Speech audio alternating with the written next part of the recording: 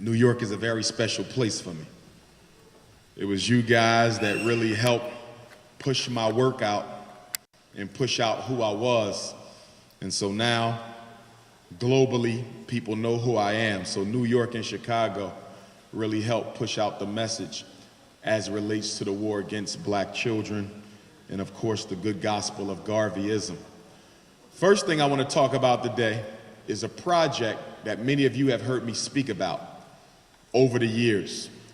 As Pan-Africanists, repatriation is a very serious concept for us. However, in the post-Marcus Garvey era, and Marcus Garvey left us in 1940, since his death, Pan-Africanists really have not been pushing the repatriation concept as strongly as Garvey pushed it, nor as strongly as other Pan-Africanists before Marcus Garvey pushed it.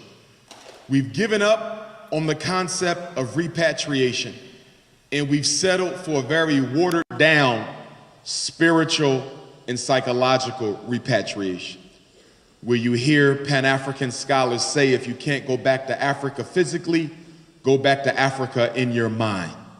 Well, Marcus Garvey would have a problem with that, and I would have a problem with that, because you don't go to the Beyonce concert in your mind. You go to the Beyonce concert in your body. You don't go to the clothing store in your mind. You don't go and get your nails done in your mind. You don't go and buy a new car in your mind. So if you don't have to travel with your imagination to all these other places, why do you have to travel with your imagination back home to Africa? Now, for those of you who don't understand repatriation, let me explain it to you. Because a lot of people think repatriation means that all African people in America are supposed to pack up and move back to Africa. Not only you, but the Africans in Europe are supposed to pack up. The Africans in Central and South America are supposed to pack up. The Africans in the Caribbean are supposed to pack up. The Africans in Australia. Everyone should pack up and go back to the motherland. That is not repatriation. Repatriation is scientific and it is strategic. And as His Excellency Marcus Messiah Garvey spoke of it, repatriation is only for those who can give something back to Africa. Only for those who are loyal enough in their Pan-Africanism and in their African ideology to want to go back and do the groundwork. It is not for all Africans. In fact, Mr. Garvey said, quote, "Some of you are no good in America and will likewise be no good in Africa. I have no intention of sending every Negro back home." Well, I'm here to tell you, 80 years after Garvey, I am also not interested in sending every one of you back home. Could you imagine what it would look like if 40 million black folks showed up in Nigeria, or showed up in Ghana, or showed up in Ethiopia, or showed up in Tanzania, or showed up in South Africa, or the Congo, 40 million deep, getting off Noah's Ark, not with 2 giraffes, but 2 white girls on your arm.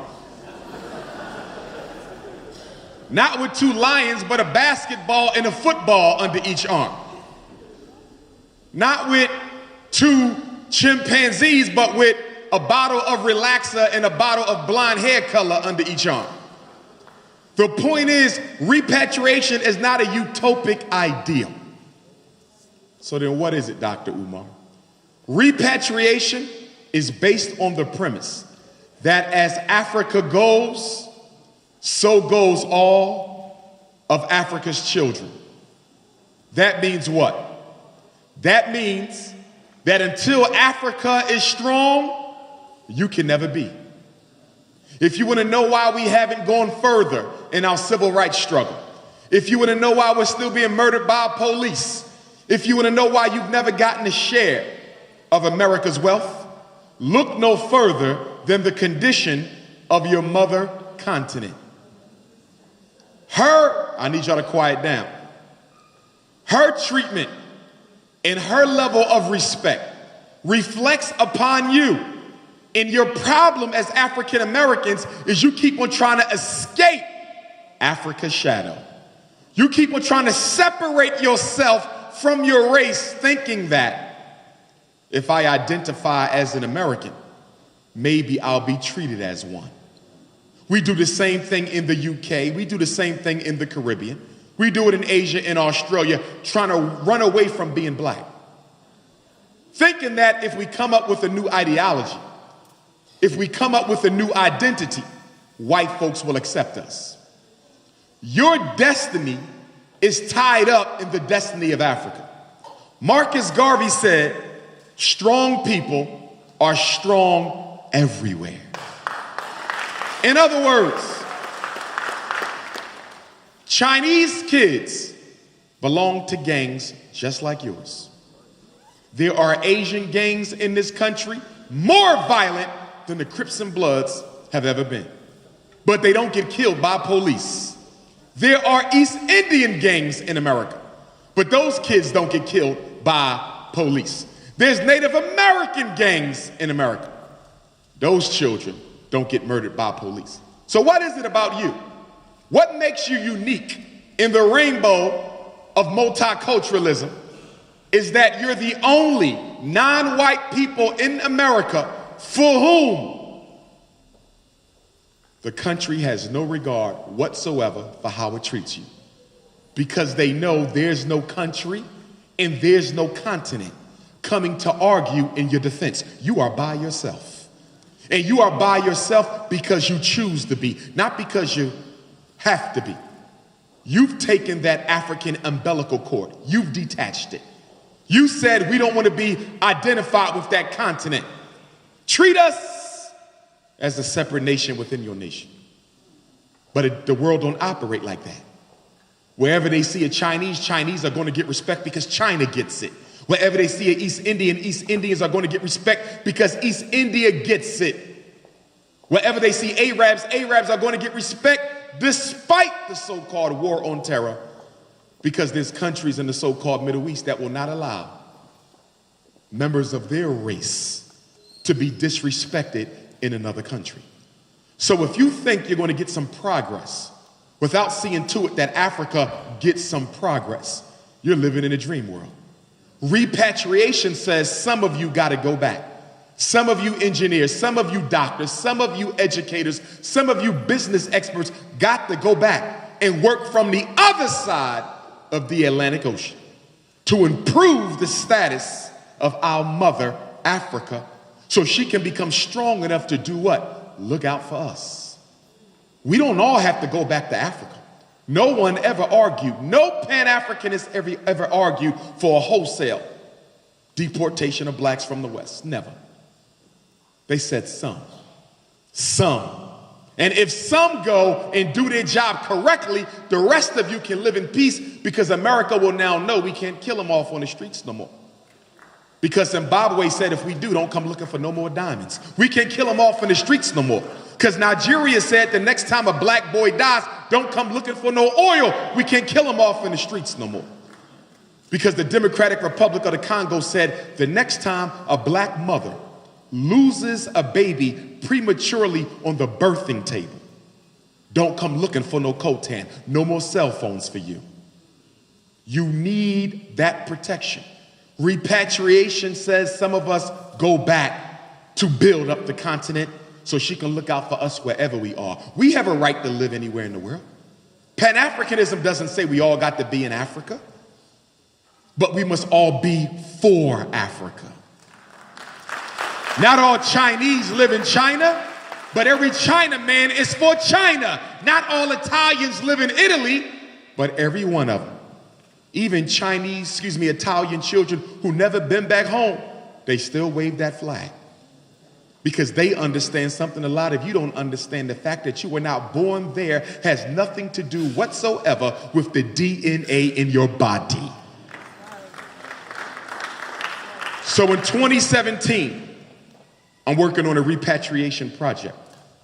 I want you to hear me well, because some of you may be interested. There's going to be 2 of them. We're going to spend 8 to 12 weeks in East Africa. And then we're going to spend 8 to 12 weeks in West Africa. You can sign up for one, or you can sign up for both. That's up to you. In order to go, you will be interviewed and evaluated and investigated, because I can't afford to let one Negro infect the group that we're taking back home. Do you understand?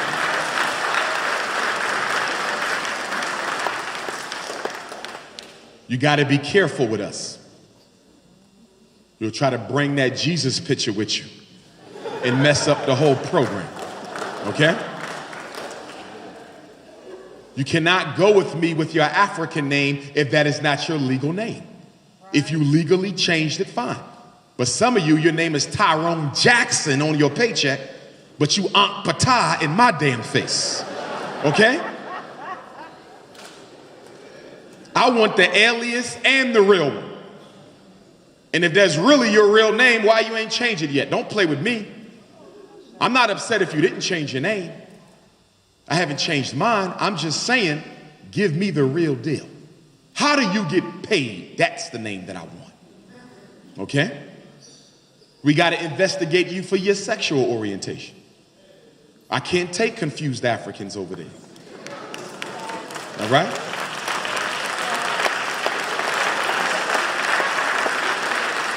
We're going to have to investigate you for your racial, romantic orientation. Brother, you got a white wife? You can't go with me no damn way.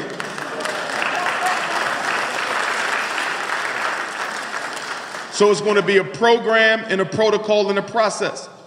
But if you have 8 to 12 weeks to spend and we're still deciding whether it's going to be 8 or 12, just stay in contact with me. And by the middle of the summer, that whole program will be laid out for you. I'm trying to set it up where you won't even have to pay to stay.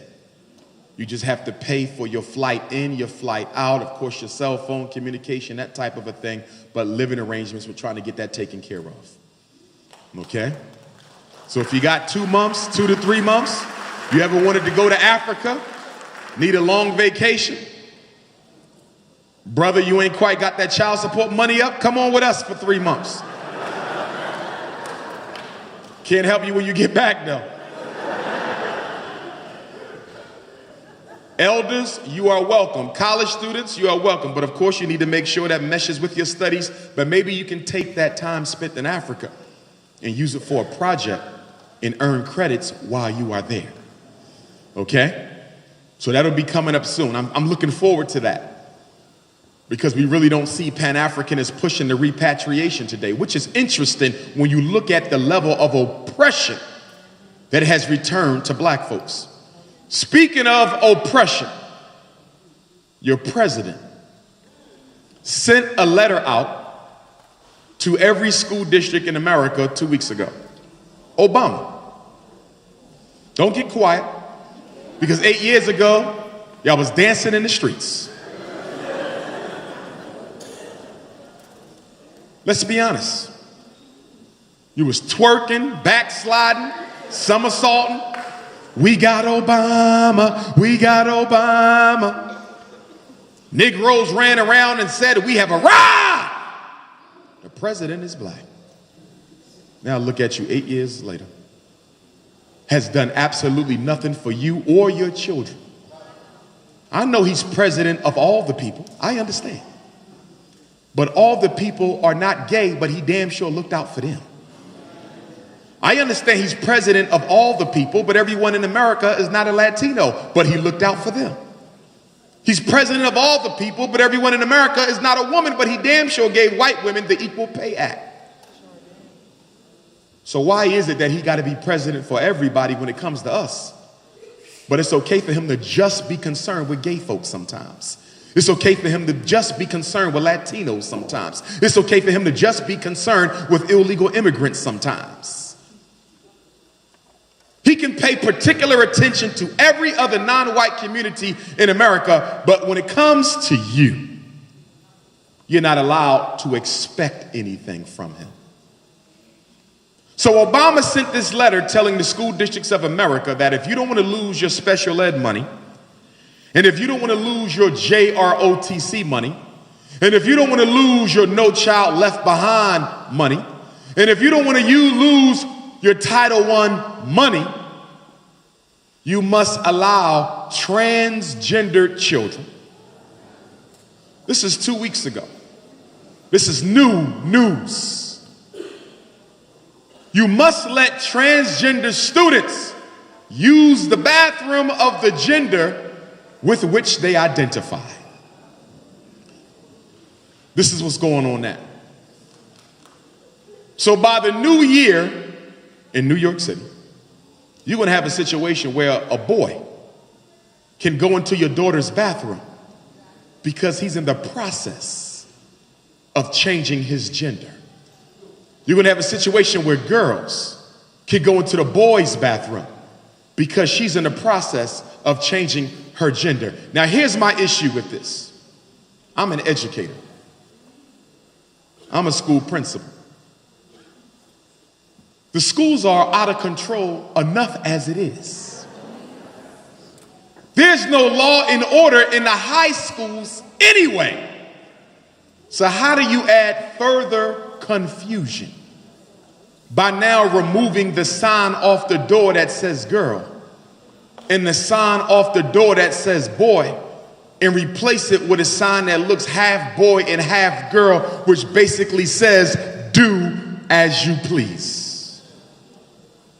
Well, guess what, black folks? This is your fault more than Obama's. Because it was we who championed him and his election and stayed loyal even when he did nothing after the Trayvon Martin verdict. Stayed loyal when he refused to do anything about the systematic police extermination of black folks. You stayed loyal. Somebody said we must protect him because he looks like us. Bill Cosby looked like your ass too. But you ain't rushing to help Bill. You let the bourgeoisie manipulate you and your loyalty into defending Negroes who are pro-status quo. Obama don't care about nobody in this room.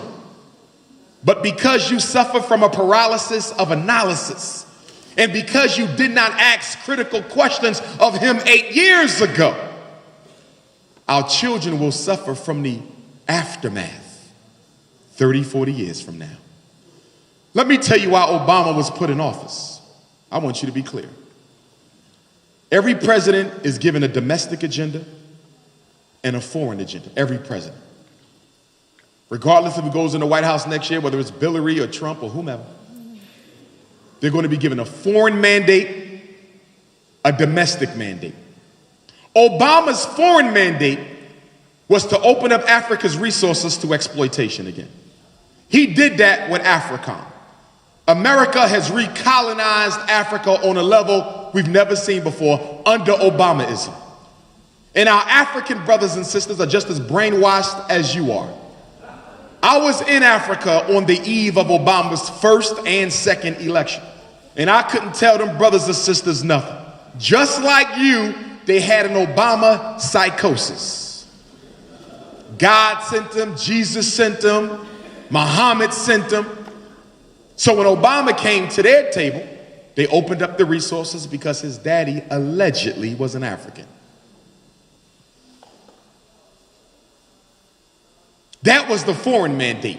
Take back Africa. Guess what the domestic one was? Check this out.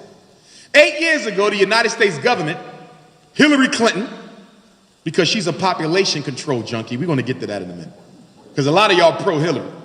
First of all, I disagree with anybody who creates a dichotomy of any white person or people whatsoever. To paint Trump as the devil means Hillary is an angel. You should not be doing that. You're confusing your children. Hillary is no better than Trump. They are the same when it comes to African people. There's no difference there. The difference is only in your mind. Hillary Clinton is a population control junkie. You think you got abortion now? You've seen nothing. You think you got hysterectomy now? You've seen nothing. Late term termination of life in that third trimester, you've seen nothing. But what they do is they call it women's rights.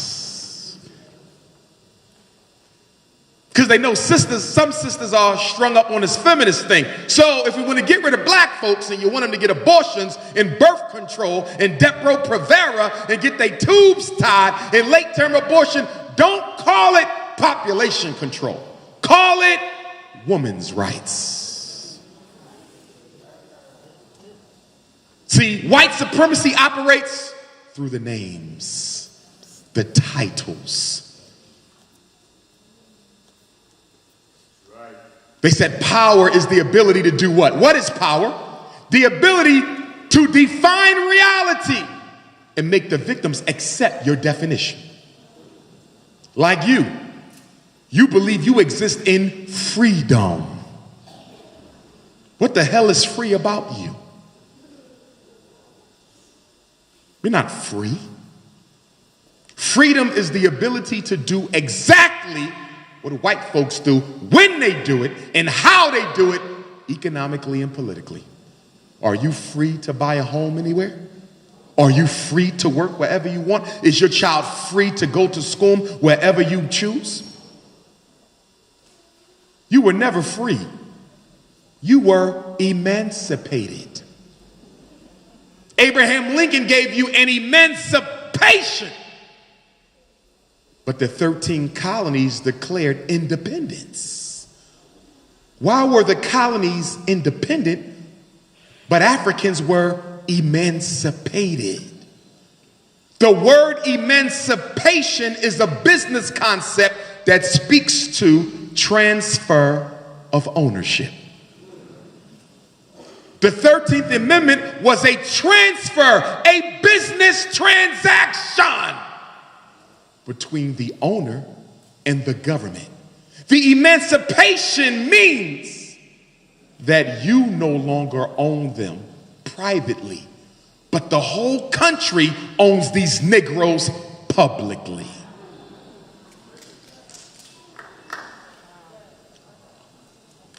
Eight years ago, the white man said, we got to find a way to push homosexuality.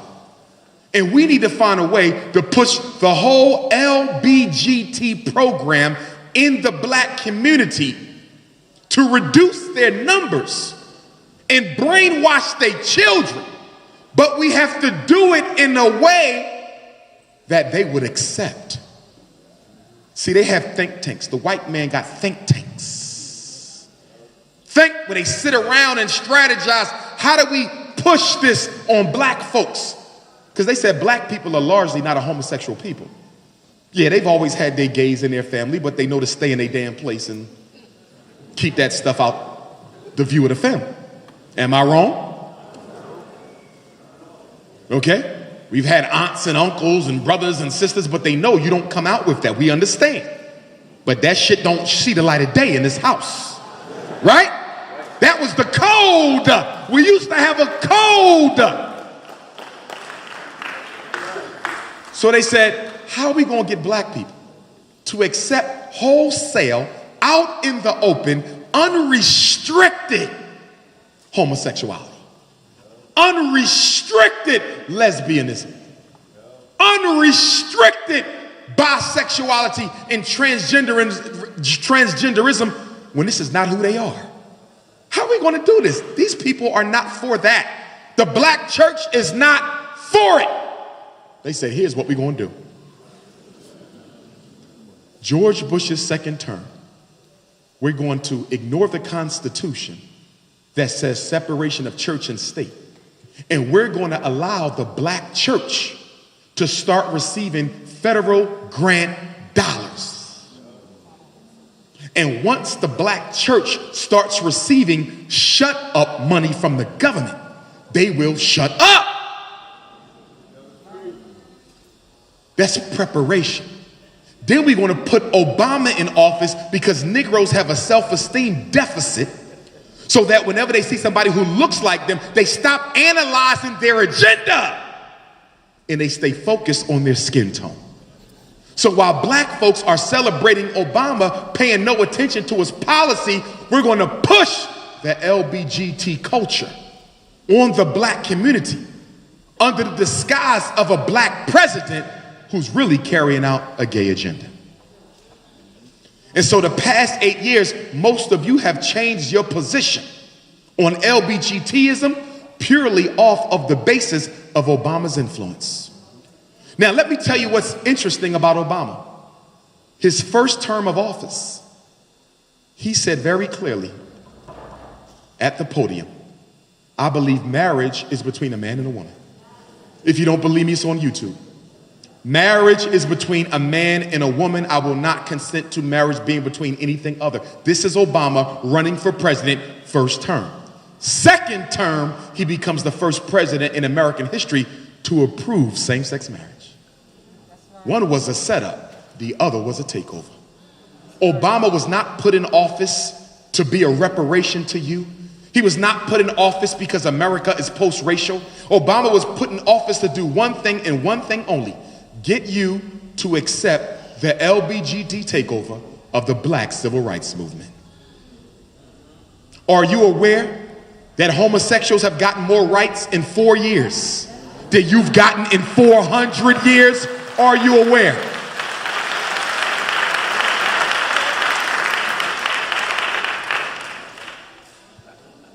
And if you LBGT, I'm not beating up on you. I'm doing an analysis.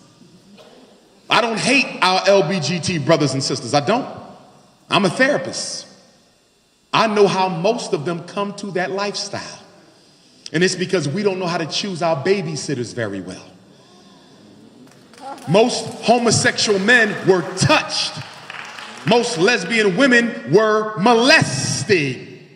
And you do know black women have the highest molestation rate in the Western world. So I can't beat up on the victim. I got to beat up on the system that brings forth dysfunctional behavior.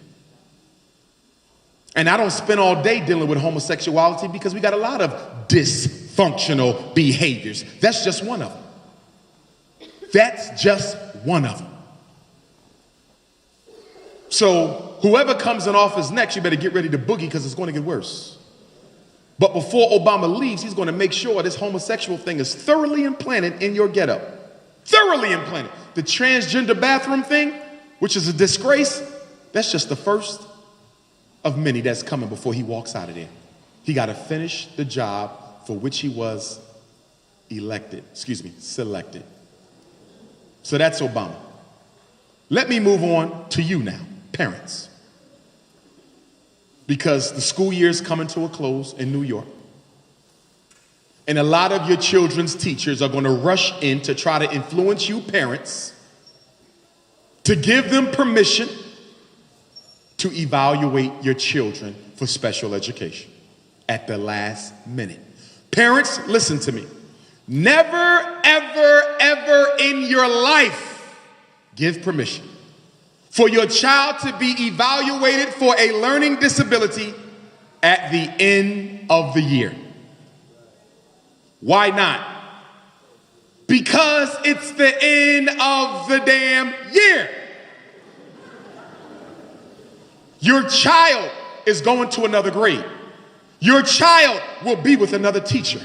Your child will be surrounded by different classmates. Your child will be 3 months older when they return to school after the summer break.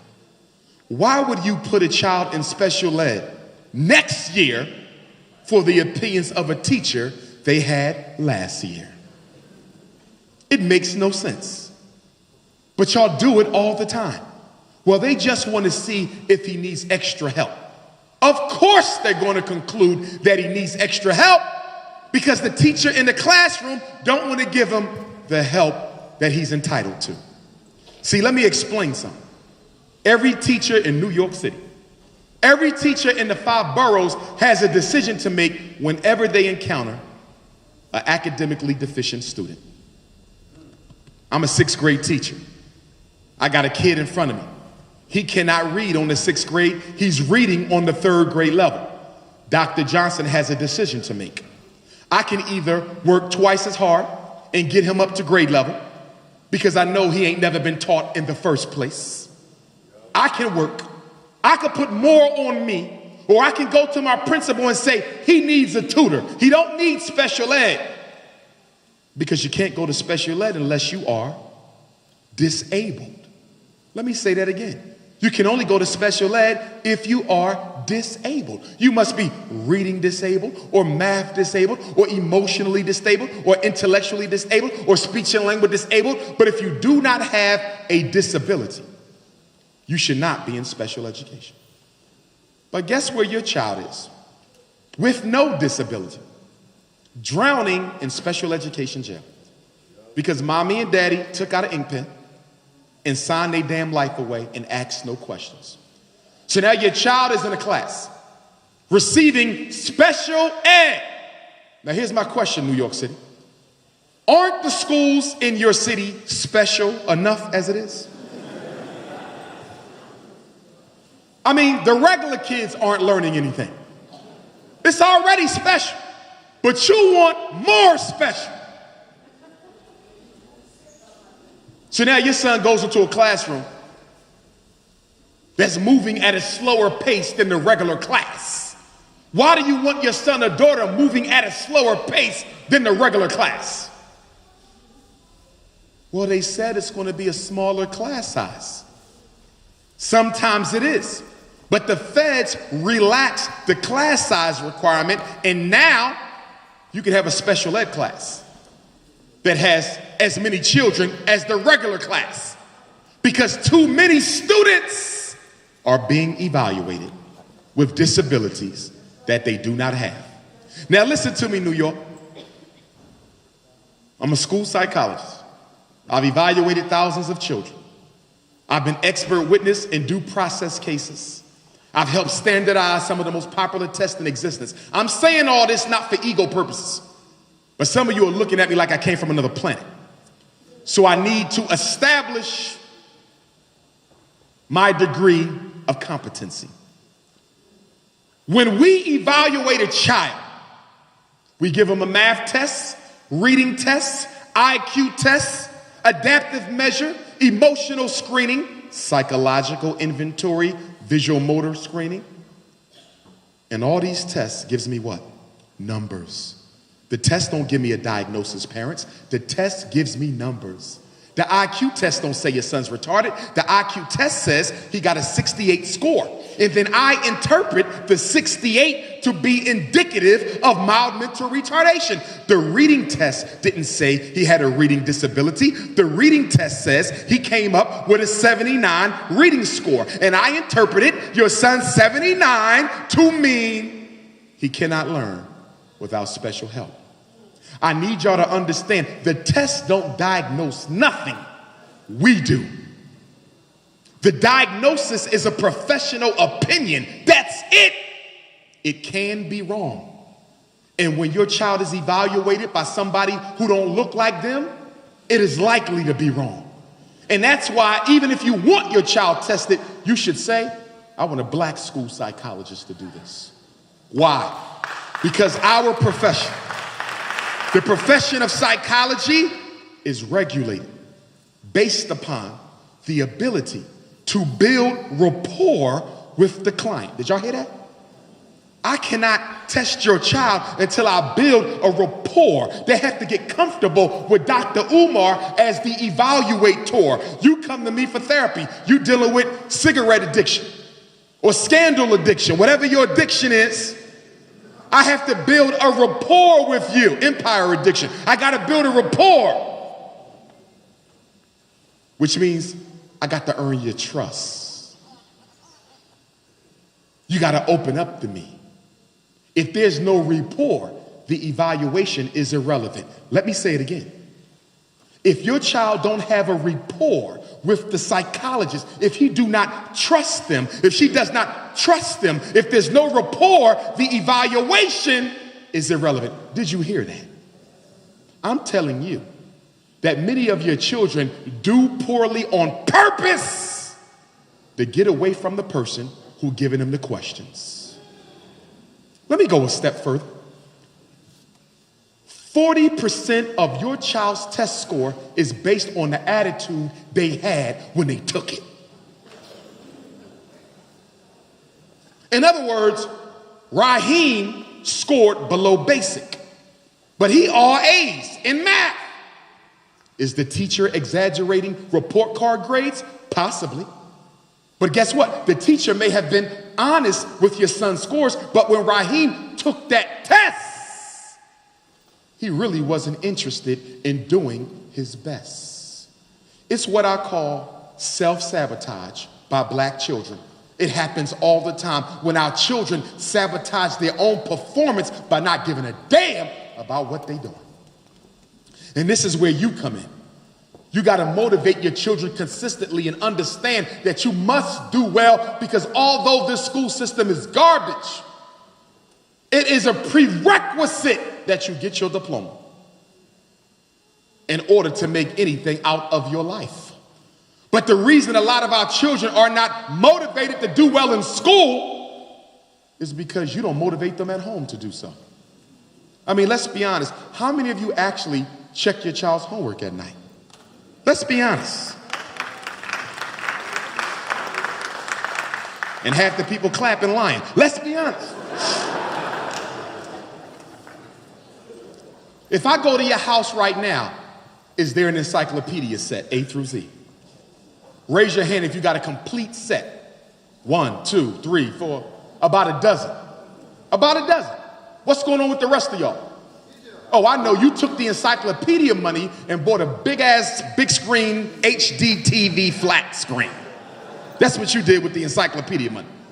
The TV is bigger than the room it's in.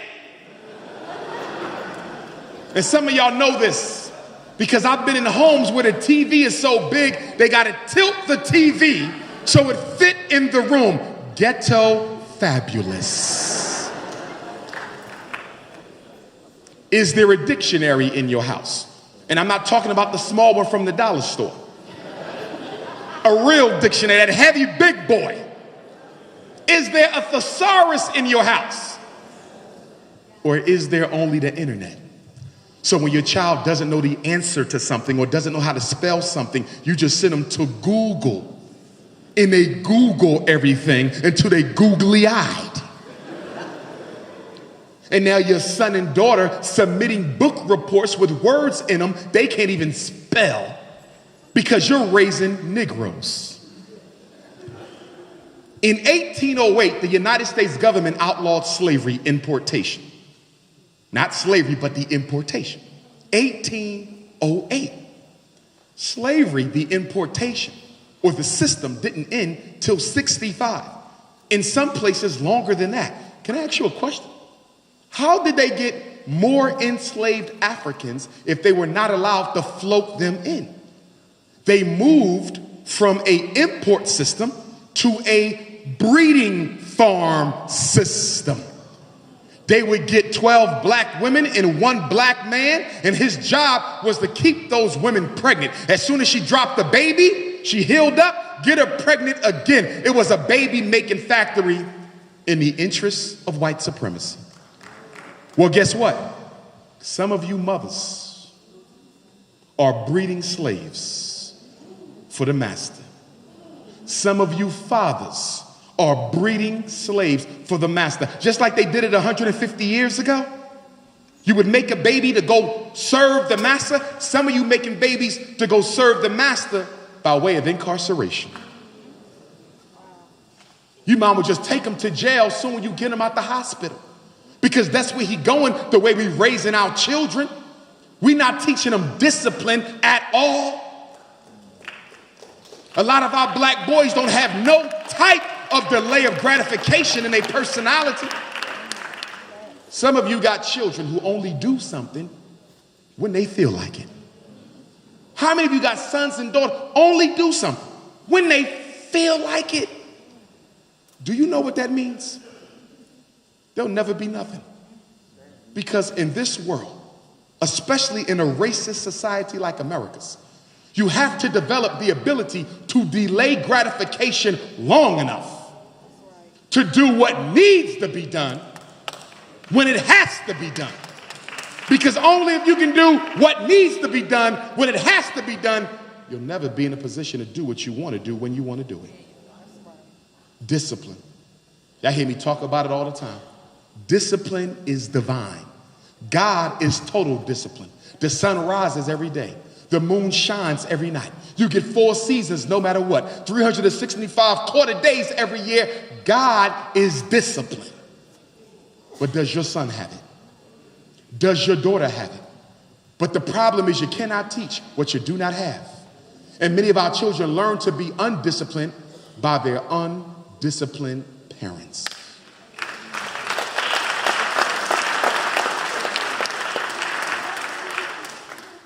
Three weeks ago, I was in Bucktown, Maryland. Some of you know Bucktown, Maryland, by way of its most famous citizen. Queen Mother Harriet Tubman was born there.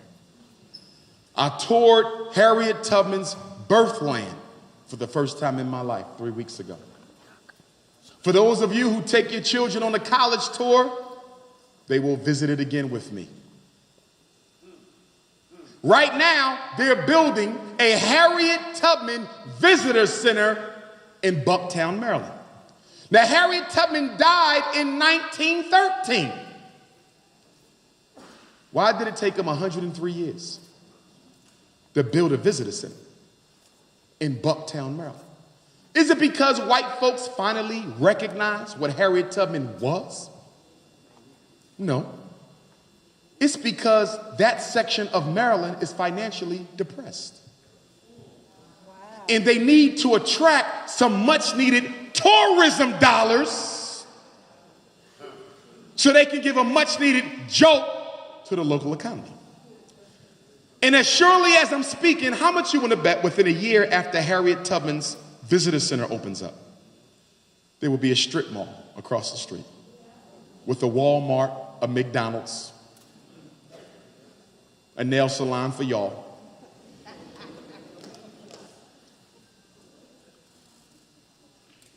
And while I'm down there, we're talking about Harriet Tubman being on the $20 bill. That was not done for you. That came from the feminist movement. The feminist white women said we need to have some white women on America's currency. And the powers that be said, if we put a white woman up there, given the fact that it was black folks who made this currency possible, we're going to have to throw them a little token. What can we do to satisfy the Negro when we put all these white women on the money and they would know why none of their people on the money when they made the damn money? So they came to a compromise that let's choose Harriet Tubman. Put her on the front of the 20. But we're going to keep that crackety cracker Andrew Jackson on the back. Which is ironic, right? Because Harriet Tubman fought for freedom and Andrew Jackson was pro-slavery. They will be on the $20 bill, butt to butt and back to back. Let me tell you why they're putting Harriet Tubman on the $20 bill. I need y'all to hear me. Because some of y'all about to have another psychosis like you did with Obama. Okay, so all my schizophrenic Negroes, I need you to listen up. Don't start partying and dancing and backsliding and twerking because Harriet will be on that bill. Listen. White Supremacy 101. Military Science 101. Before you take, you give. Before you commit a crime, you must provide a gift. Give black people one step forward so you can make them go 3 steps backward. The Harriet Tubman on the $20 bill is an illusion of inclusion designed to earn your trust just long enough for them to perfect their African extermination project. In other words, it is a facade, a curtain that we're going to use to shield our extermination campaign against African people. Isn't it interesting?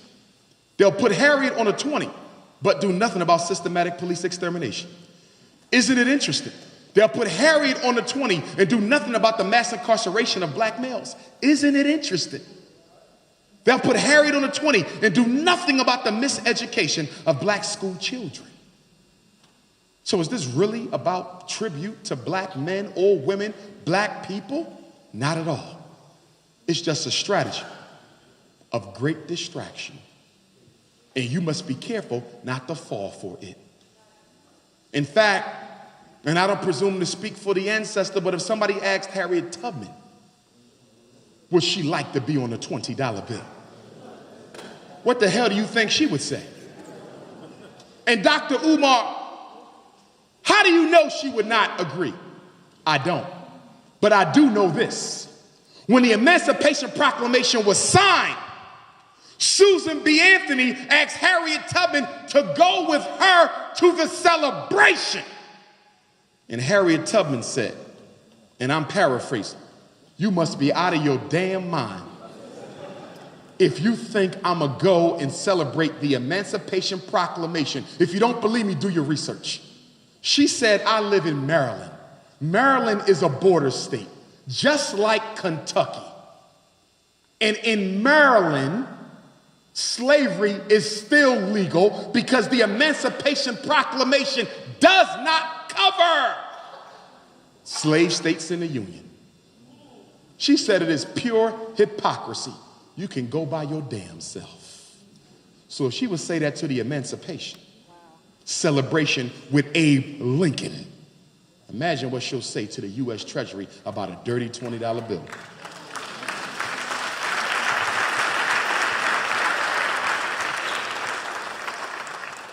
Three days ago, I woke up to an article talking about AIDS in Atlanta.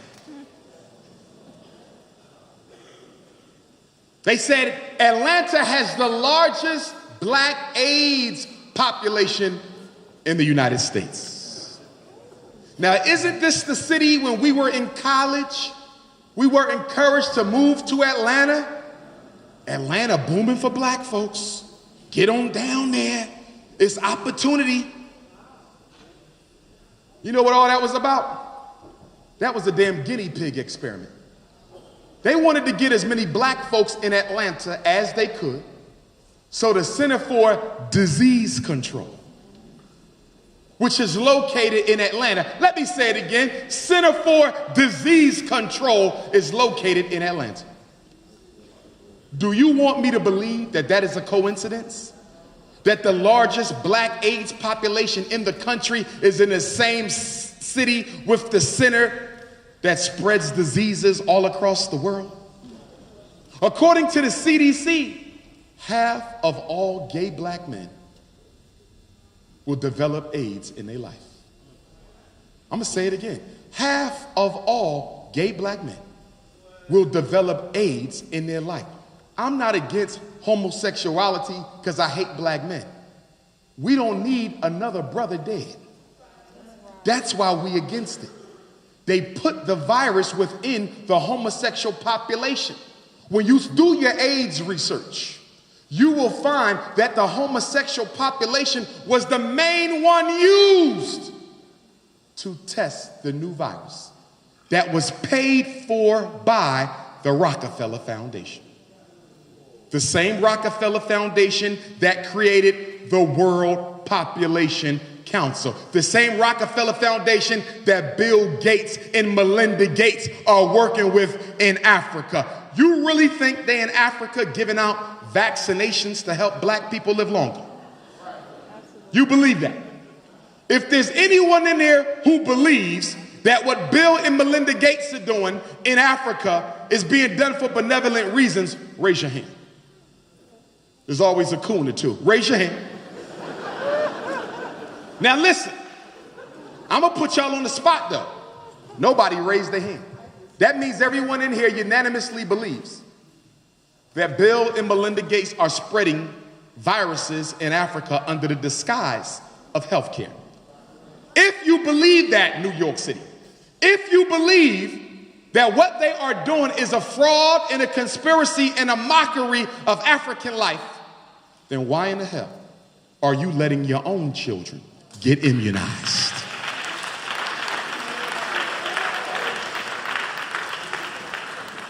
Answer that.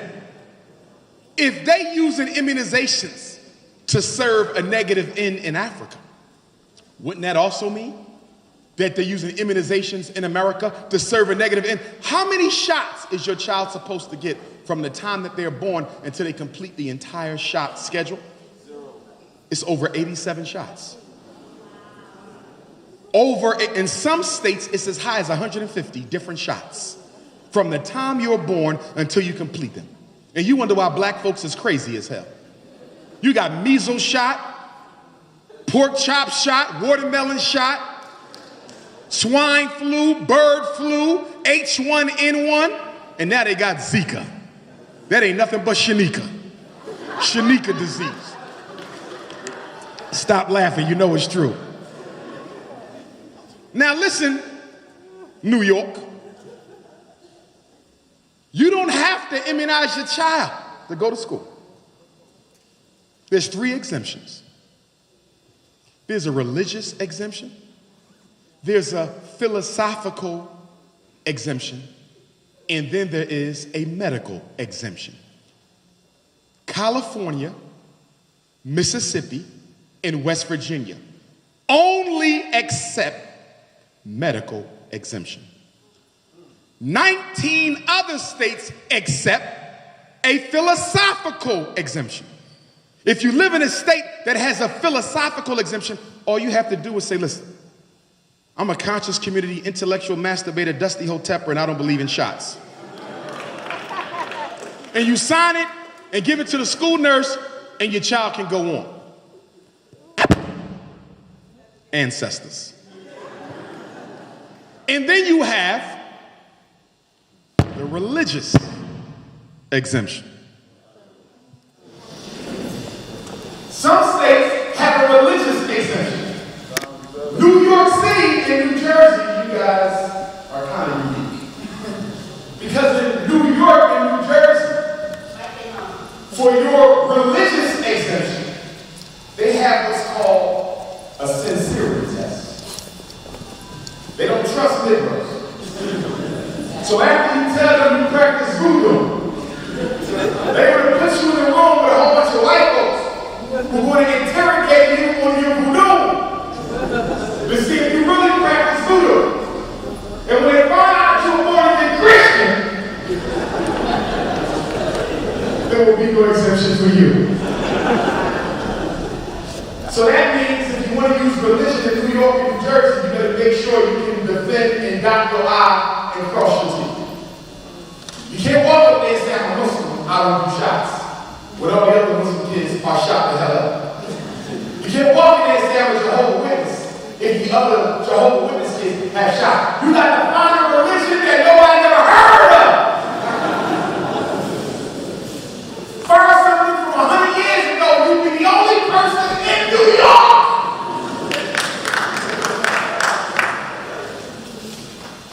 Jackie, wait till they come to my show. I'm going to bring my whole shrine in the damn sincerity test. I'm going to have skeletons, bones, shea butter, hot drink, say I'm such smudging the whole room. Say you practice is bad. Did I pass? Be sincere. But my point is, you have an exemption, and I think in New York you might even have philosophical in addition to the religious. Double check it, I'm double checking myself. In New York, you might can get off on the philosophical without the religious. But my point is, they cannot make you immunize your children. And I think y'all need to think twice about immunizing your children because that autism is nothing but immunization. If you don't want to believe me, believe the researchers from the FDA who exposed the research. Congressman Kennedy, one of the Kennedy families, he did a whole expose with the research, not conspiracy, the documents showing that the FDA had knowledge that the immunization had a negative effect on black boys in particular.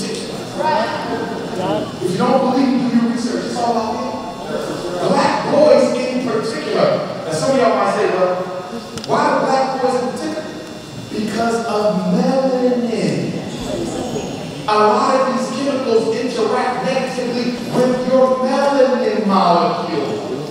That's why you get cancers other people don't get, in addition to the fact that they be making them on up. They do research on your melanin. And that's why we need independent schools. Because in independent schools, you can say, everybody need a damn shot, and that's it!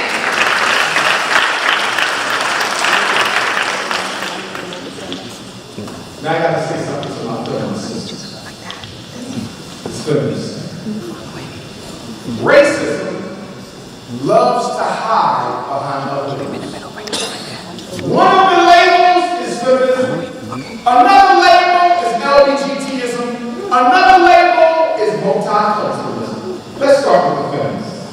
Black women. The white woman became a feminist because the white man gave her no freedom. He oppressed her. See, white people don't believe in equality of gender, ever. That's why the church, God is always in me. Never she, nothing feminine in church. Everything is in church. Greco-Roman culture, everything is in me. Roman Catholic Church, why don't the priests get married? Because the woman is believed to be Satan. You made Adam and Eve.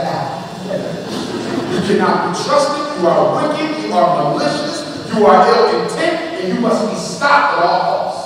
That's why they had 7 witch trials. Any woman who claims to have a special spiritual ability, you can see stuff in ancestors, oh hell no, you get burned. They do not do women. They are anti-women. Homosexuality grew out of the anti-women movement. Oh yeah. Oh yes. That's why the Roman Catholic Church, you will be married, but it's okay to play with little boys and don't even go to jail. You understand? Boys are all right, but women are no good. And that's the truth. Now listen. Because they believe that the woman is no good, it's better for a man who's a God to make another God than be the woman. Oh, this is the philosophy. That's why Alexander was homosexual. Napoleon was homosexual. Julius Caesar was homosexual. Plato, Aristotle, Epictetus, in fact, maybe one who was not. In fact, here's a theory that says one of the reasons that none of the Greco-Roman philosophers ever finished their education and did it at the University of the Mystery Systems. Remember, Socrates finished. According to Dr. Ben, rest in peace, Socrates, I believe, was finished the Mystery Systems University. Remember, Jesus started, allegedly he never finished. Moses never finished. Socrates is the only one. The rumor says the reason why none of the Greco-Roman philosophers who came to Africa finished the mystery system is because they were not allowed to go habitate with men during their years again. Did you hear what I said? Yes. They did not have sex with men in Africa, so they went home.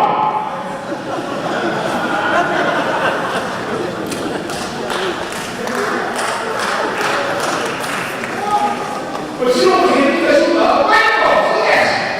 You are shocked of white. Black people absolutely are enamored with rappers. What's the first thing that happens when you go to a black meeting and ain't a white person?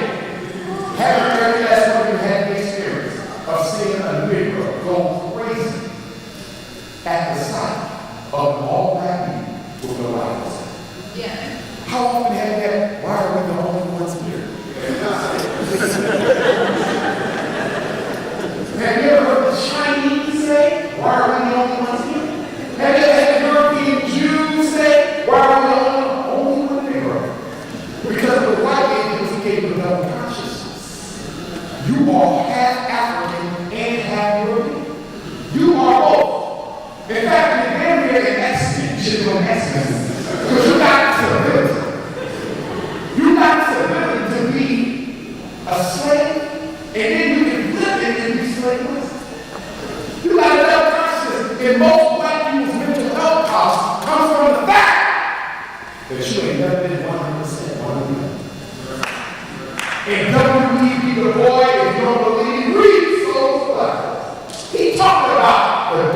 local consciousness of the Negro, constantly being at war with the white side, fighting with your African side. See, when we talk about post-traumatic slavery disease, that's what we talk about. You ain't never been old. The word schizophrenia comes from the word schiz. But you ever see somebody schiz? Schiz! That means split in half. Schizophrenics have double consciousness. They regular mind and they schizophrenic mind. You have a double consciousness. You're Negro mind and you're European. And some of y'all think that if you become all European, you be better. In fact, why do we start getting to college? We start getting to college to become that better European. Yes, most of you in here with 2 master's degrees, why did you do it? Not because you wanted more education. They didn't teach you nothing. It's so you can more effectively appropriate and approximate the European cultural ideal.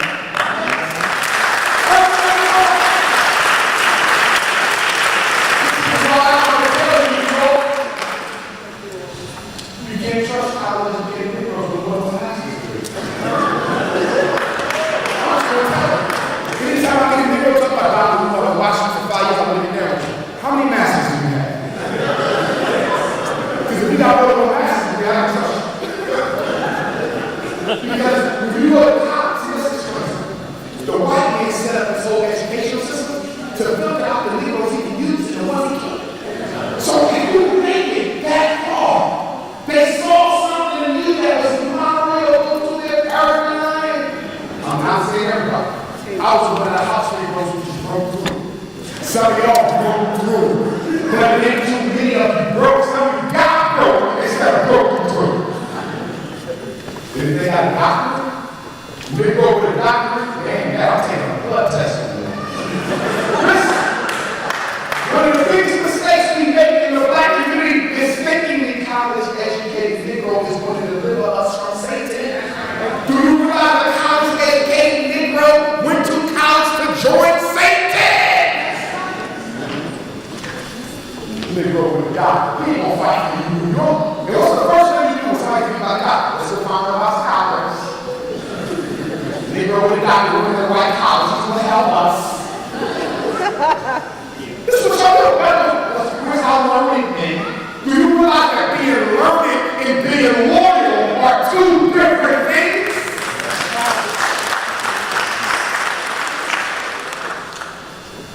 In fact, there's some of you can have an ex-offender conference.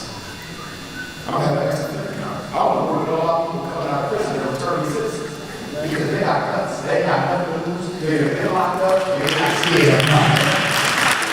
How many people are scared? You got a business, only 1 year paid. You live in a house you can barely afford. Louis bags, Air Jordan. You ain't trying to fight. You just want to look fine. Hell, I'm with you. And then y'all keep sending y'all kids to college for what? Only that college is black folks is dead. How many of y'all here with college is only 20, 40, 60,000 You go to your job, the white man say you ain't qualified enough. You go back to the masters, ain't qualified, second man, still ain't what you looking for. Dang! You go back and get a doctorate and come back, first you was underqualified, now you qualified. How many of us can think of that? I done picked up $100,000 loans for this job. I done maxed out my bell, my video. I didn't even get to the next marijuana loan shark to pay the bill. And you still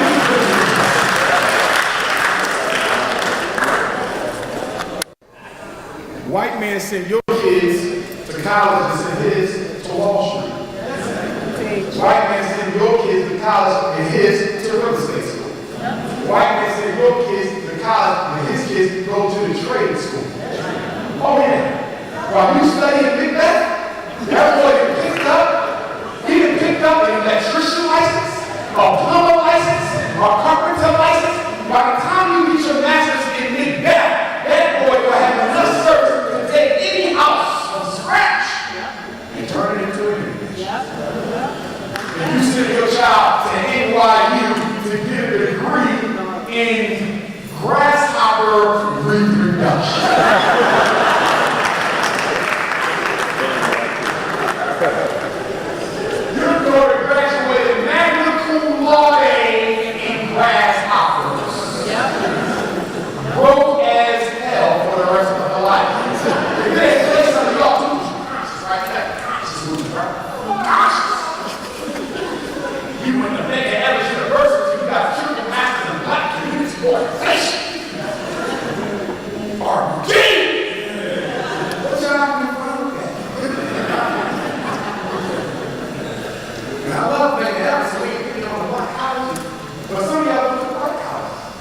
and get a degree in Black urban studies. What the hell job is waiting for a master of ghetto science? Listen, parents, because this is your money. The average university offers 120 degree programs, right? They got 5 pages. Anything that you want to do. Of that 120, only 30 are well up there. You have to choose with your children. You don't let them choose because what the university does is they are a business. Is they will direct your child into a major they're not even interested in because they're not getting enough applicants for that major, which means they're not getting enough money. You thought your son was going to college to study accounting. He came back with a bachelor's in 18th century medieval European art. That's game like statues.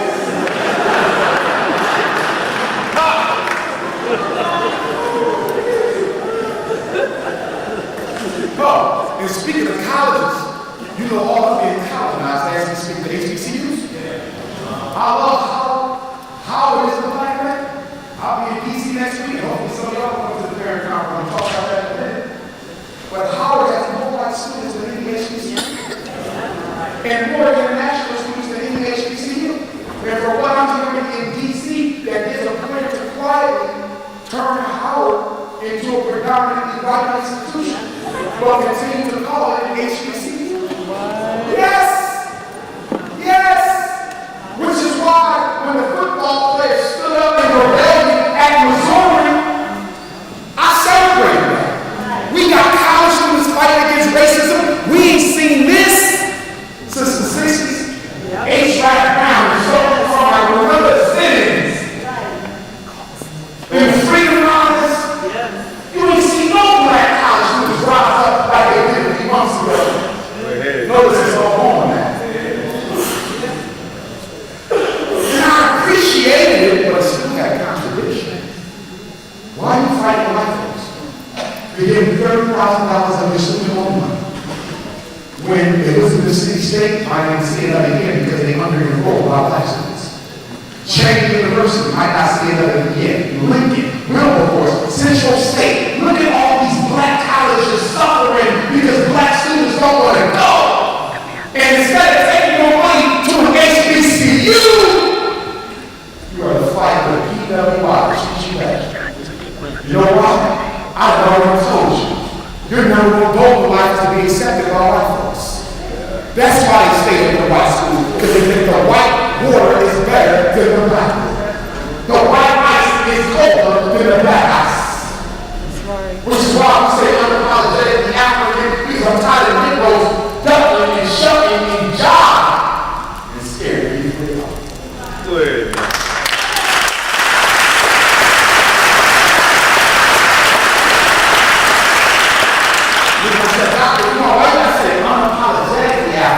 Why not just African? They can see you African. But they don't know you got no backbone. What Jews say unapologetically Jew? Because he's already there. The Chinese is already there. They walk into the room unapologetic. And you walk into the room trying to be so agreeable with everyone. Right. Black people suffer from racial anxiety. When you walk into a room of people who don't look like you don't know how to act. And you try to force yourself to respect yourself by over-identifying with the African culture. Superficial. Yes. That's what we have in the conscious community. Superficial African consciousness. Shea butter, incense, body spray, apple lemon, dashikis from China.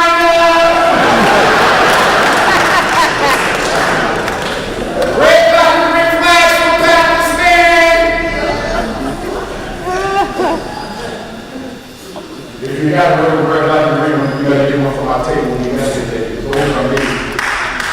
My queen mother who makes the garden. Like, that's the real thing. Most of your flags came made from Taiwan.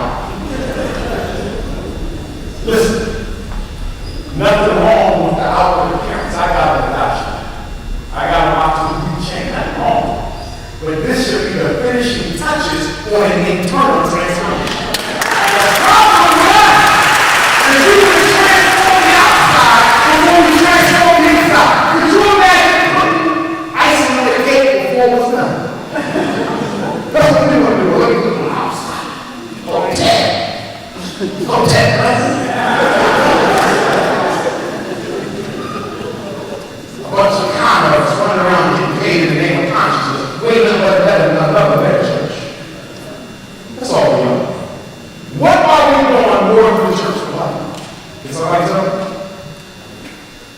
And there's exceptions to every church rule. We're in the church right now. We can't remember having this in here. There's exceptions.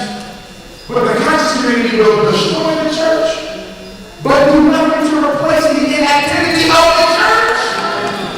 We think learning is the goal of consciousness. Learning don't change nothing. Action does. We got brothers and sisters who don't think it's smart. They just want to get more learning.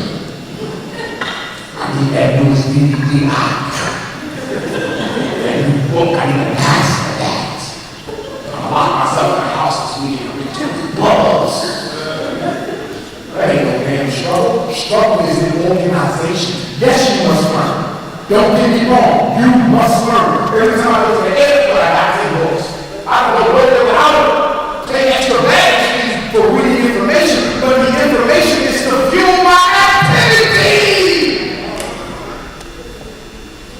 If it was up to me, you wouldn't be allowed to listen to nobody when they work on a program that is a consequence. You don't need another teacher. We got enough teachers. Everybody want to be a teacher. They ain't even taught themselves now. They're going to come and teach you.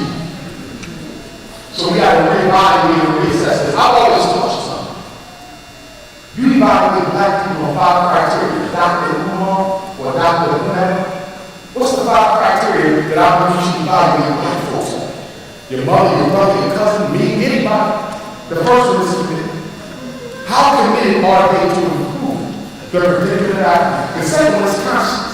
How knowledgeable are they about reality? Because it does count. But then it's courage. How many of them got the guts to say what they say on YouTube and over the White House? That's right. YouTube is easy. That ain't nothing but what about my Facebook Europeans? What you got to say there? See, I'm in those tweets. See, I live mine. Oh yeah, I live mine. I will change up. But that's because of Umar Johnson everywhere I go. Now Umar Johnson in Brooklyn, I go to White House from Randy Jackson. Then when I get to Egypt, I'm up to Thai,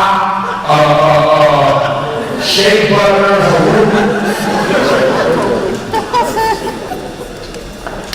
all I'm saying is you gotta do it. Commitment, consciousness, courage, consistency. And consistency is important. Dr. Umar said he against interracial marriage today. What if 5 years later I come back and say, hey, why are you looking so bad? Hey! You see that? You say, damn, I'm trying with this brother. I was riding with his brother. Now he switched his whole game up. How many black leaders we got? All one thing for years. Switch it up. How many conscious community rooms? Talk all this garbage and then switch it up. Oh, hey, look, that's me already. I better study us and study me too. I'm not exempt. I don't mind. Put me to the test. They were going to put me to the test all year. You ain't got to go. We graduated school. So when I forgot, I spent the rest now, brother, you was born Jamaican today, brother. I said, I know my father changed my name. I know, brother, but we need to go to the You're school psychology, we go to school at Mills University. Well, we need to see it because we call.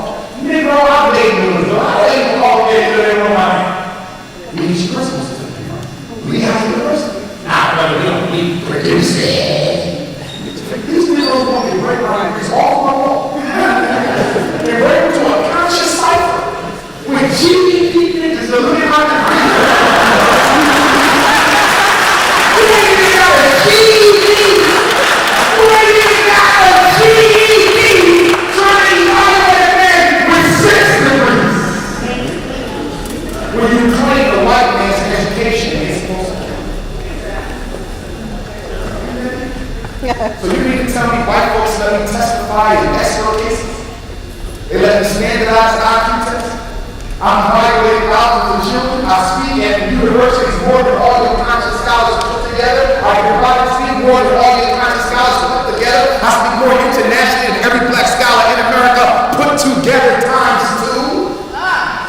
And you don't think they want to do their research on me? Every time I go to a white university, I consider my curriculum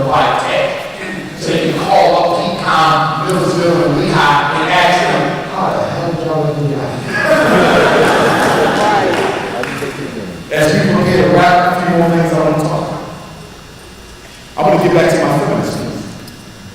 Black women, when the white woman fought the white man, she fought the white man because the white man didn't let her wear pants. She fought the white man because the white man told her job was to cook and make kids. She fought the white man because he said she could not vote. She fought the white man because he said she could not go to college. She could not have a business. Her place was in the home. I understood why she fought. But when you say you're a black feminist, which means you're fighting against systematic black male oppression, systematic black male oppression, can you please name a system that black men control through which we can oppress you? What black man has ever stopped his wife from doing his job? What black man has ever stopped his woman from going to college? What black man has ever stopped his queen from voting? And black woman, what black man has ever told you, you can't wait with Jesus? Ain't nothing better than a black woman in some shit. Are you crazy? It looks like to me you ain't nothing but Jesus. Talking about some feminism. And then they come with the multiculturalism, talking about we got to blend in with Arabs and East Indians and Native Americans and gay folks. Whoa! I'm not fighting for the right to sleep with men. That's right. No brother in here. Right. Almost no brother in here. Is fighting for the right to sleep with men. Every brother in here is fighting for the right to be a man to his woman. That's what we fight for. You cannot put me in a category with homosexuals because I live in America, they didn't. You can put me in a category with Latinos, I built America, they didn't. You cannot put me in a category with Chinese and Arabs, I built America, they didn't. And for none of those groups was there migration to America forced. For every one of them, they came of their own free will. If the tree was that bad, why the hell do we go that home?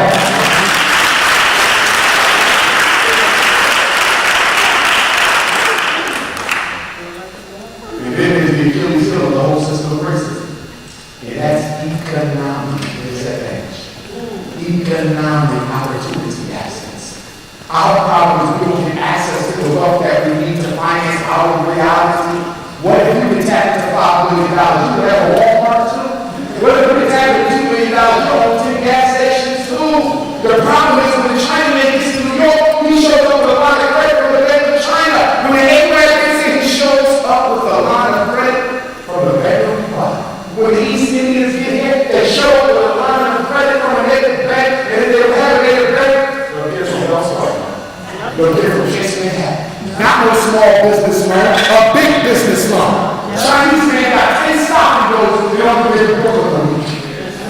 Abraham got 5 gas stations, only been here 6 months. East Indian got half the hotels, just got all the time. It's not that they work hard enough, it's that they get opportunities that we don't get. The economic racism is the real racism, not the civil rights, but the civil rights. The ability to tap into wealth and use it to build and generate for ourselves. That's what we need. Focus on yourself. Don't worry about nobody else.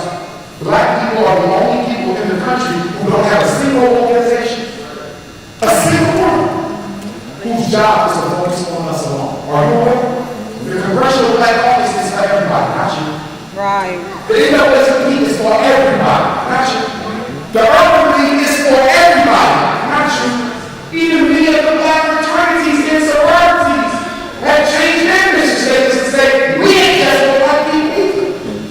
So if nobody is just for you, who exactly are you? That's why I'm only concerned about black folks. I have nothing to do with white children.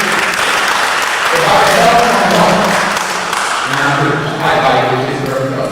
Their parents will never tell you no. I work with Arab children. I work with them. White when you come in the store, I might hold the door for them. Don't ask me for my number though. Because you are black! And I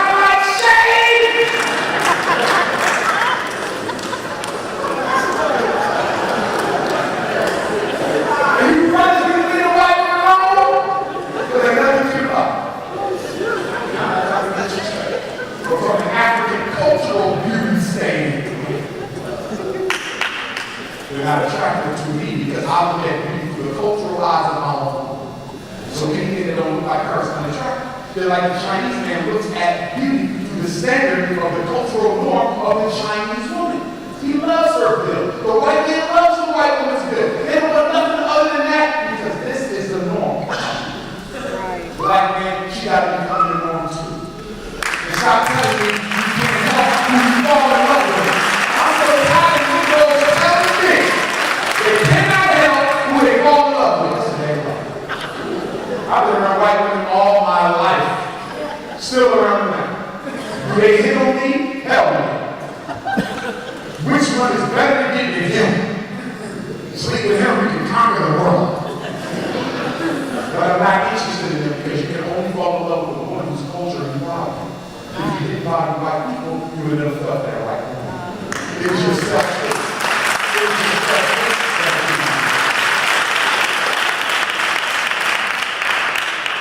And for our biracial brothers and sisters, you African. I don't put you in no different category. Your mama white, your daddy white, you black. Because there ain't no such thing as a 50-50 split. When you take chocolate milk and spill it in vanilla milk, is it still half vanilla? Your ass is African, but you hate that side like Obama does. And you want us to call you biracial because you consider it a status above the rest of us. Anytime you run into a biracial, I'm not black, I'm half, they would have benefited from a privilege. You ain't privileged. Only thing I ask you to be African all day long. And some of y'all would cheat. You would be black at the Umar lecture and biracial with the Jewish grandparents and stuff. That's what I'm talking about. You ever see them with their white baby act like they don't even see you. Yo, I walk over to you. I'm scared to be black. Which is true for me, but scared to be black. As I wrap up, brothers and sisters. Y'all been hearing me talk about the National Independent Black Parents Association? Well, we will be having our first new chapter conference in Baltimore next week. If any of you are interested, please feel free to come out. It will be at the Downtown Cultural Arts Center, 401 North Howard Street in Baltimore, Friday, 5 until 9. All day Saturday, the 28th. If you can only come on one day, please come Saturday. It's the most important. Sunday will be from 9 to 2 because I have a power lecture in Baltimore Sunday evening from 6 to 9. Also, Sunday morning, you will get a special treat as you will go to the Great Blacks and Wax Museum as a group together. And I will lead you on a tour for the National Great Blacks and Wax Museum. And if you've never had my tour, you'll love it. Okay? You want to register for that? You go to princeofpanafricanism.eventbrite.com. Prince of Pan-Africanism, with a K.eventbrite.com. 7 committees. Special ed committee, a discipline committee, a policy committee, a social committee, a homeschool committee, a finance committee, and a parent advocacy. New York is large. That means we need several chapters in each borough. And if any of you are about more than talking, if any of you are more about more than conscious on tap, if any of you are about making significant change, and no change is more important than working with our parents to help them protect their children. That's right. I hope I see you in Baltimore next week. Also, I'm looking forward to our college tours. Some of you got 11 to 17-year-old boys and girls. June 30th to July 14th will be my 2-week college tour, 14 days and 14 nights. We're going to leave from Newark. The hotel is in Newark. We're then going to go to the Malcolm Information Center right here in New York, at Autobahn, Malcolm Mercury. And then we're going to go to the world famous Apollo Fair. Y'all been there with me about shooting that night.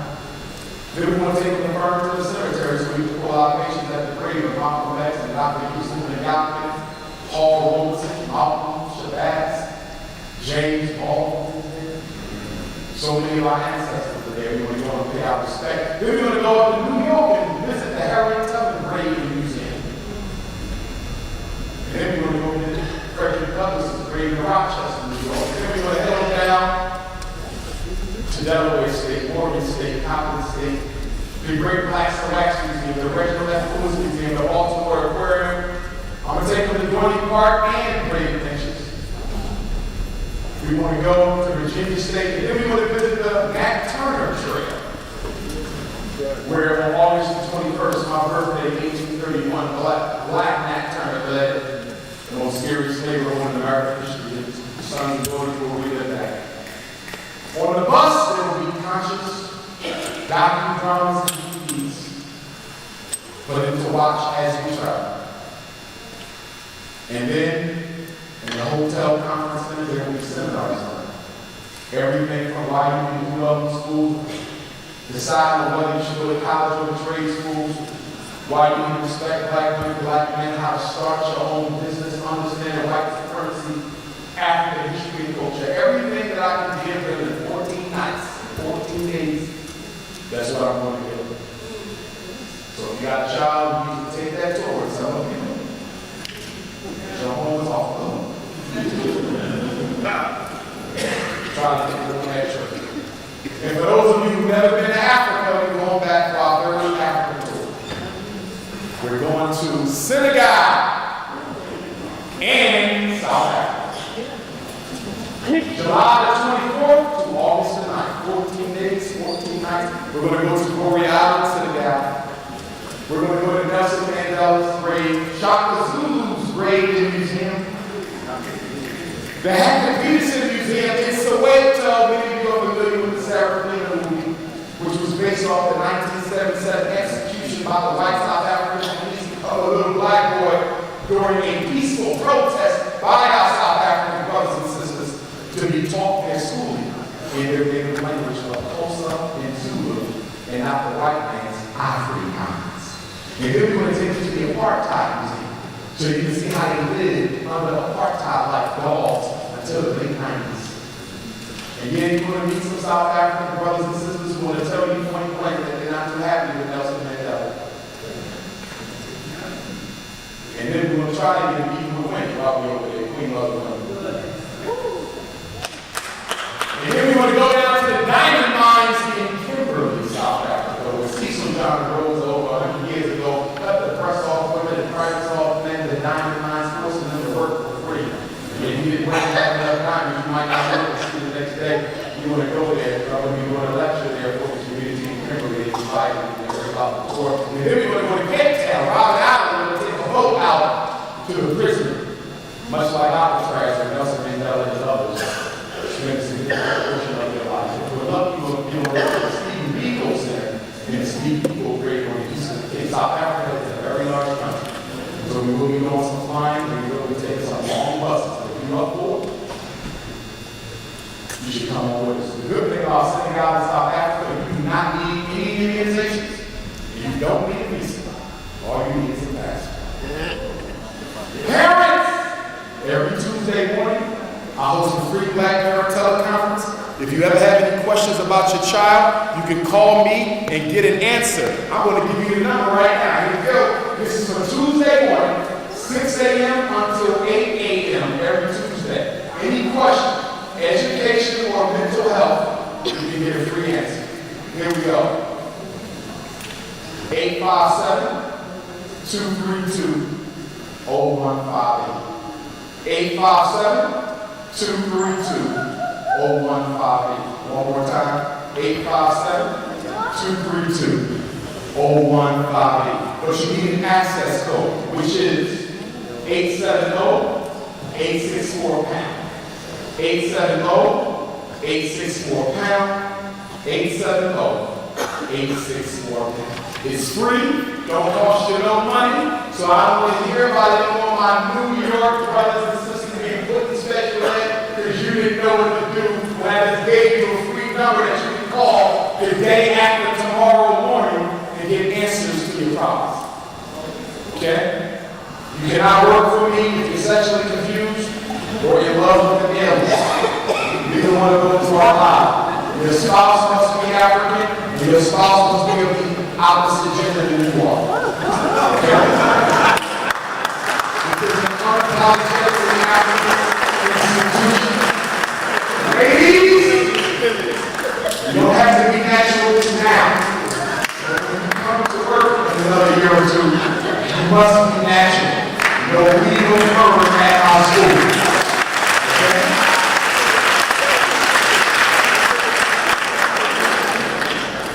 I wrap up, I want to say to you, New York, that I thank you for all the love you've been giving me. It's been quite a roller coaster for me, good and bad, up and down through the years, but in the sweet bottom lies, it's all right. I've been blessed with these years and this time. And when I leave you guys, I go to the Prince Georgia tomorrow, where I'm going to be hosting a 2-day Single Black Mothers Conference. And I'm going to take that on tour. And I'm going to come back to New York and do my 2-day Single Black Mothers Conference. And I'm going to take it to other places as well. We're going to talk about the mental health of black women. We're going to talk about how black women can advocate for their child when the father is not around. We're going to talk about black women in their career and their life. We're going to talk about black women in depression because sisters, a lot of you are suffering from depression and silence, and you're afraid to ask for help because you believe to ask for help is to show that you are weak. Because most of you are imprisoned by the Superman notion of being a super black woman that says you are never allowed to need help or help you need. And as a result of that, so many black women have had nervous breakdowns this year. Suicide for black women has been going up. Alcoholism, crack use. Sisters, you are strong, but you need to recognize when you need to take a break. And that's coming from Paris. Please do that. In conclusion, I want to give you the quote from my ancestor president, who said, "There is no struggle, there is no progress." Those who profess the faith of freedom and deprecate agitation are like men who want crops without blowing up the ground. They want the rain but can't stand the thunder or the lightning from the ocean, but they're scared of the awful roar of its waters.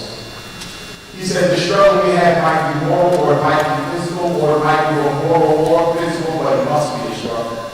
He said, find out what any people will quietly submit to, and you have found the exact measure of injustice that we use. He said, for 20 years I prayed my knees to God for freedom, but the good Lord gave Frederick no freedom until I got up off my knees and started praying with my feet.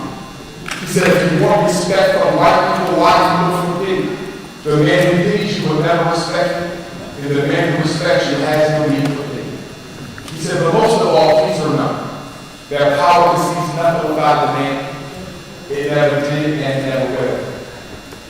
I want to give you a quote from Marcus Garvey, but before I do, I want to ask you to do something for me, a favor when we're done here today.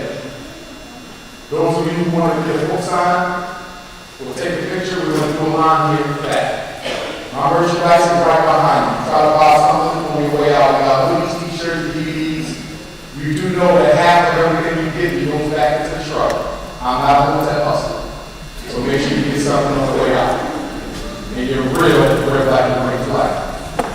But I want you to go into the Bible, and I want you to patronize our vendors. Some of them came from other cities. Take them to go food for the queens who got the food out there, eating food. We got sisters out there with earrings, people selling soap and even some shea butter for you. Nothing wrong with something about ashy, nothing wrong with it. I want you to stop and buy at least one thing from every vendor if you can. Show them some love. Because you can show Chinese people love and get nothing back. You can show Arabs love and you can get nothing back. You can show Eastern love and you can get nothing back. Most of our friends out there are women, mothers. Show them some love out of your pocket. Marcus Garvey said, without confidence in yourself, you are twice completed in the race of life. With confidence, you have won even before you have started. Marcus Garvey was asked, are you an African or are you a Jamaican? And in response to that question, His Excellency Marcus Garvey, whose Earth Day in Jamaica this year will be keynoted by yours truly. For those of you who are Jamaican, we will be celebrating 2016 Garvey Day in Ocho Rios on my birthday. It just so happens August the 21st. So I will see you in Ocho Rios with them jeans on.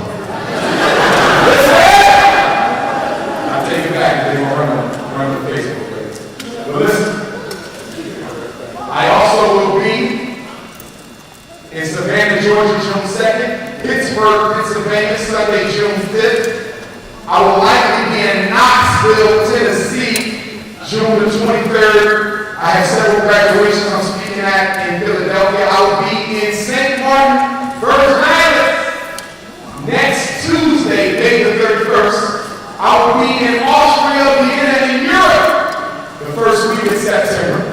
I just got invited to Italy, and I'll be in South Africa for a 1-month-long speaking tour in October. And I'm getting ready to go back to London, where I'm going to review had not been there for 2 years. So with that in mind, New York City, I want to say thank you for coming out this afternoon. Much love to all of you. Thank you for supporting Dr. Umar.